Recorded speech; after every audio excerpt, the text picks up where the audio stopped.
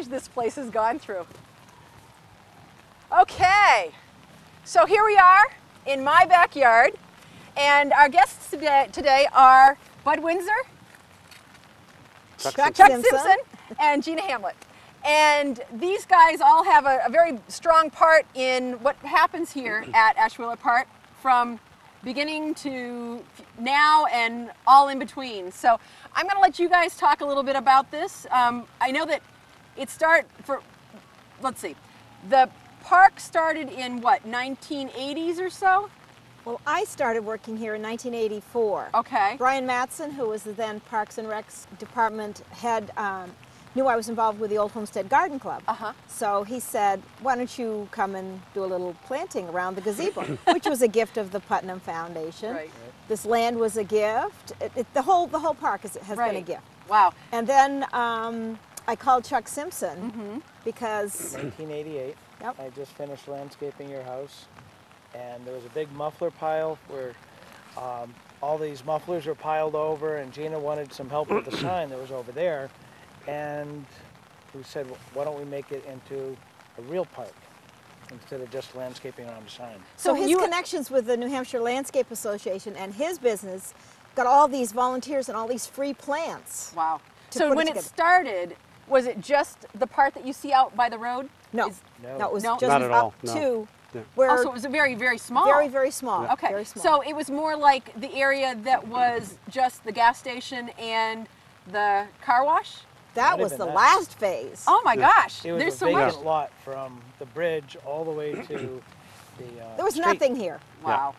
except asphalt underneath. Yep, the gazebo, but everywhere you dug, you dig up chunks of asphalt. It was all landfill from when they built Route 9, and you couldn't envision this being the way it is today. It was just pretty desolate, and Gina and Chuck are right. I mean, the car wash was in the front, so you wouldn't even know there was a park back here. And so the first phase of the park in 1990, 89 and 90. when Chuck got the New Hampshire Landscape Association involved, it was like a blitz build. It was done on a One weekend, week. really. One week. Well, One week. Whole a week. big weekend thing, but they were here for, Chuck was here for the whole week with his crew. And I was teaching at the Cheshire Vocational Center, Yeah. and my class would come down and we'd work with Chuck's crew, and they got a great experience Yeah. in building the park. Yeah. But we couldn't have envisioned how successful it would be. Right, So, right. Yeah. yeah. Now, so it started with that, and how did you fund it? I mean, like, that's a lot of money. This is not just a we small just went out and amount. got donations, donated Yeah. plants, donated time, Uh-huh. donated labor, a lot of donated Yeah. labor. Yeah. And Yep. the New Hampshire Landscape Association, about 200 members throughout the state. You usually do one municipal project per year. And I talked to a bunch of nursery people that we buy plants from. They donated plants, friends donated time, machinery, and one big work weekend, it all happened Yeah. from the gazebo this way. Wow. And then Dave Putnam contacted us and said, if we can find the money, we can find people to donate the money, do you think Chuck and the crew and you could get volunteers to do the front part?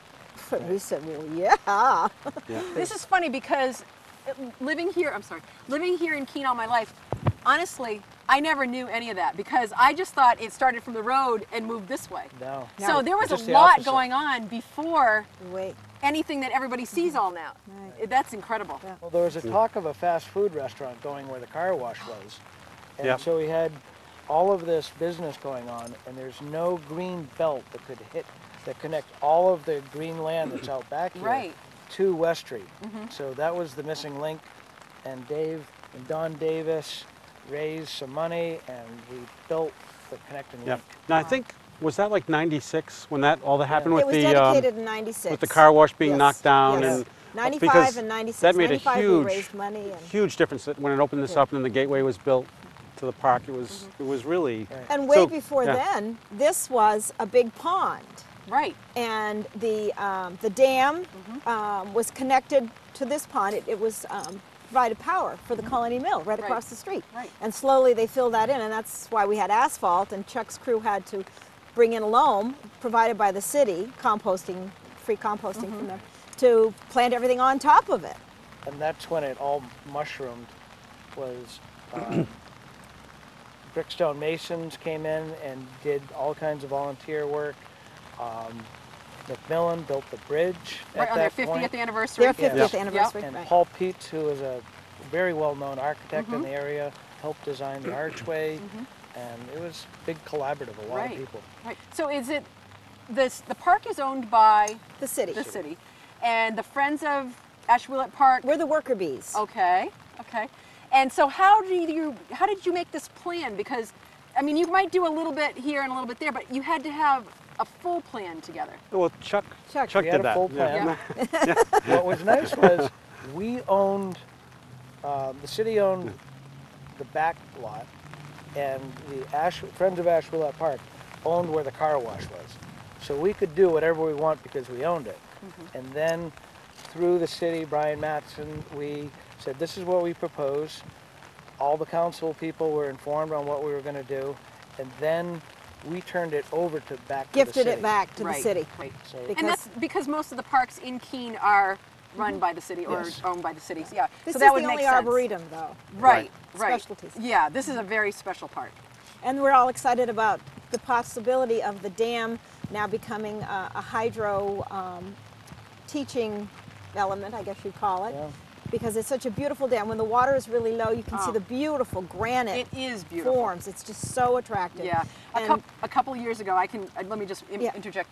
A couple years ago, my husband and I got married here, and we got married over by the dam, and it was beautiful. We went there a couple of days before, and they had stopped the water. Somebody had closed the dam, and there was no water coming over it. It was beautiful, quiet. We got ready to get married. They let the water out. You could hardly hear our minister because Yeah. it was so loud. But that is such a beautiful dam. And I understand the environmental concerns, but if you can make energy out of it, I mean, there's a big picture to it. It's not just Yeah. about the dam and knocking it down. I mean, there's a whole history there. Yeah. And it's also a wonderful silencing. It's like white Yeah. noise Yes. if you go back It there. does you don't muffle hear the traffic. West Street. Yeah, it's just, it does. It's just Right. really peaceful Right. back there. I It's very completely nice. agree. And then you have, again, the bridge that you can walk. And it's beautiful. When you stand on the bridge and you look either way, either up the river or down the river, Yeah. I don't know. I mean, it's just like any place that you go here. You know, you've got places where you can have quiet. You know, you can play, have a football game or whatever, or, toss the frisbee or whatever, small groups of people. And then you have all kinds of events here too. Yeah, the Art in the Park has taken place here for Quite a 20 few years, years. 15, Yeah. 15, Yeah. 10, 15 years, I can't Yep. remember how long. Yep. The canoe race is here, and several other events, which is nice. Yeah. We are looking for volunteers to help keep it beautiful. Right. Because This is a lot of work. it is, Yeah. and it's maintained by volunteers. So that would be a good thing to get more volunteers to help out. So how do people get involved if they do want to volunteer? You can call me, call Bud. Okay. Don't call Chuck, he's busy. So is it listed on a website like Friends of Ashuelot or? It is the best way would be to call one of us. Okay. So do you Yeah. mind if we list that Yeah, in the that's fine. credits? That's okay. fine. That's Okay. fine. Great. No. Great. Well, and another contact would be Andy Bohannon Yes. at Parks and Rec, and he would direct you to Gina Right. or me, but Yeah. at least that's a good contact for people to know that. Right. Right. so, Getting back to yeah. when we got married, I didn't know who to contact, and so I talked with Andy, and he said that you can't schedule something, but if you just happen to show up, because people come over and they have beautiful pictures taken at the gazebo or around the flowers and things like that you can do that kind of thing. It's just that you can't schedule something, or Right. you can't lay out chairs and have a big, A lot of prom pictures are taken Right. here. Right. Yeah. Yeah. So it is used Right. in that way a lot. So, how do you fund some of this stuff? I mean, I know that you have like fundraisers, I'm sure, but I also see a lot of cobblestones around. How much do those cost? What does that all involve? Those cost $50, and Keene Monument gives us a great deal engraving them. There's a limited amount of letters that you can put on there. Dave Putnam, in his wisdom, when we raised the money to buy the land and gave it to the city, there was a reserve. So we have in the city funds a trust fund that can give us some money every year. But a lot of things are given, like Eric Anderson from Anderson the Florist gave and planted every single daffodil that blooms here. Yep. And every year I give him a call and I say, "Hi, it's Gina," and he says, "I know, isn't it I beautiful?" know. And I feel the same way Yeah. because when I go by here, I just love plants and I love beauty and I love the way you've got it landscaped and everything. I mean, if anybody knows anything about trees, I mean, there's so many here. It's hard to know what the name is of all of these Are plants. you going to tell people that Bud was your teacher? yeah. Oh, yeah. All right. Folks, this Yep. was only a couple of weeks ago, right? Right. Yeah.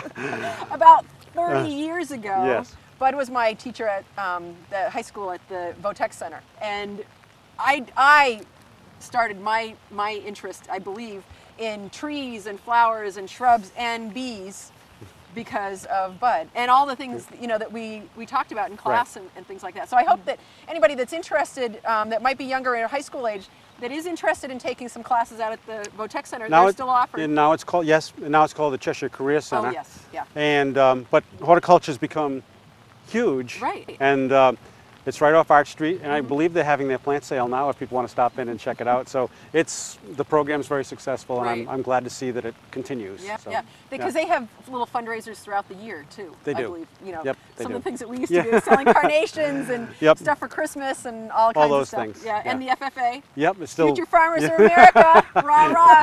Yeah, Oh gosh, still when I going. think back. Yeah. So, but anyway, getting back to Ashuelot Park. Yes. Well, I think it's a great place for people to come to see different plants and say, well, what would do well in my backyard? Because some of these trees now, they've been here for 20 years and some things made it and did very well, some things didn't, they weren't successful. So, but these are the trees that have lasted for 20 years and they've done very well in this climate. And it's a great place to get ideas. And just like you say, great place for reflection and to walk around, but Right. Perfect horticultural spot. And It we're is. really pleased that it's here in Keene. Great, So, great. yeah. Okay, so what else have we missed here? Okay, you've got the bridge, you've got the paths. There is a walking path that you can start right at the parking lot and go all the way to the hospital. Yes. And then you can also go across the bridge. And Wheelock Park, Yep. they still call it the Rachel Marshall Learning Center. right It's here. part of Well, Antioch. yeah, not so much, but Yeah. that's what. And, That's and what That's it what it started was. out Yeah, as. that loop yeah. is about 5 miles, isn't it? If you went the I would whole think way, so. I Yeah, I think would it. think so. Yeah, I think it is, and that's beautiful too. I mean, you've got the Ashuelot River. Is it the Ashuelot that's Yes. there Yep. too? Yep. Yep. So I mean, that's beautiful going along there, and it's a pretty easy bike ride. You And know, it's nice to kayak down Yeah. from up at the golf course. when there's water. When Right. there's water. Don't go too far, but Yeah. just pull in Yeah. down here. Yeah, It's because very I've nice. actually done that, and we pulled out here, and yeah, I Great know. fun, But- great Yeah. fun. But I mean, yes, and I mean, there's a bit of a boat landing right here at the park. Is And there? So yeah, so Well- and, I'll have to go. Gravelly Beach. yeah, You yeah, put your yeah, quarter park- kayak yeah. Right. over to there, Yeah. canoe, Yeah. So and then you go upriver. Yep. Yep. so Downriver would be kind of hard. so to be, Yeah. 5 minutes from downtown Keene and have all these things available Right. is incredible. Right. And we just want it to continue, and it will in perpetuity. I'm sure when Gina and I move on, it's someone else will pick up the mantle. Yeah. And Chuck, all these years has helped maintain this park, so it's still got that enthusiasm to keep it Yeah. going and the wish to keep it going for forever. That's So, great. And what we are so excited about is that this was not a pretty piece of property. This was not attractive at all. And like so many things on West Street, they've gone. The beautiful mansions, the old homes, the grace that was here before has disappeared. Right. So we'd like to think that this is a nice example of what you can do, and perhaps other properties would begin to take better care of theirs, and West Street could be attractive Right. again. And this is a gift. It is. It really a is. gift. You know, if people would think about the future instead of just thinking about today and tearing down, and just because it's old doesn't mean that it needs to be torn down Right. always. You know, Right. you just have to think about it because once it's gone, that's it. And It's that's gone. again, that's with the dam. There was a footbridge that was across there, taken down in the hurricane, I think, of 1938.